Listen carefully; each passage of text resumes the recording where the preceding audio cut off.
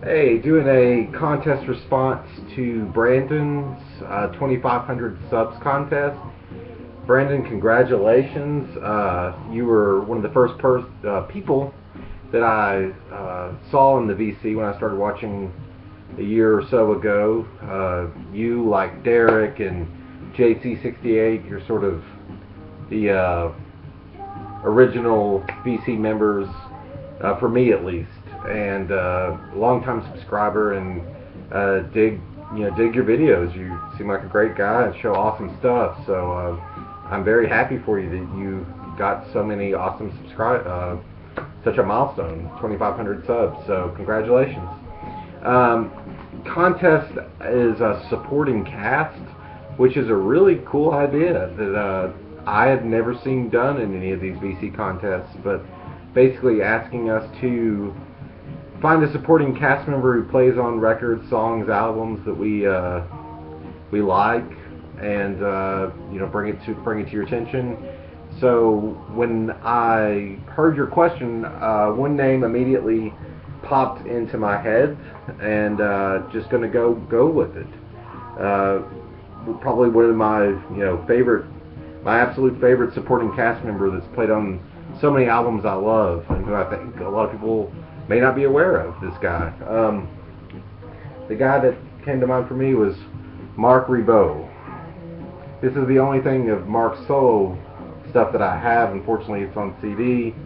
Marc Ribot is a guitar player, a virtuoso guitar player who actually is left-handed but learned to play the guitar right-handed, which technically would limit him, which it's hard to believe that he is actually limited in his guitar playing. But Marc Ribot, he is famous for playing on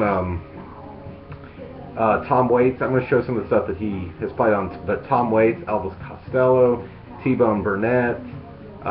He's actually played on some Black Keys records, Solomon Burke, and actually McCoy Tyner here lately. But Marc's style, what I love so much about, well, let me tell you about when I first encountered Marc Ribot.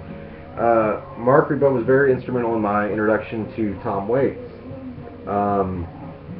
One of the first Tom Waits songs I heard was Hoist That Rag off Real Gone, 2004. I was in college in 2004 and heard that song, and that was sort of my introduction to Tom Waits.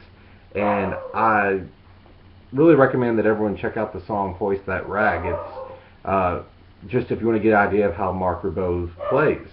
It's got a guitar intro, a great, amazing guitar solo. And I'm a big believer that a truly great guitar solo you should be able to hum back. It's just stick in your head, and Hoist That Rag guitar solo certainly does that. I later found out that Marc had played on pretty much all of Tom's albums. I mean, maybe not all of them, but most of them since 1985's Rain Dogs. And Marc was really instrumental in Tom's, shift in music from post Rain Dogs.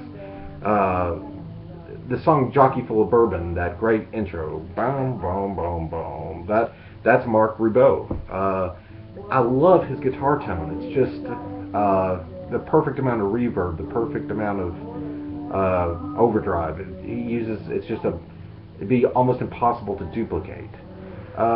Marc's playing sort of reminds me of Keith Richards in the sense that, well, Marc's is much more technical, but it's more of a feeling than it is, just virtuosity. Now, on his solo stuff, it certainly is much more, virtuoso type playing, but what he does for Tom Waits and Elvis Costello and people like that, it's more about the feeling.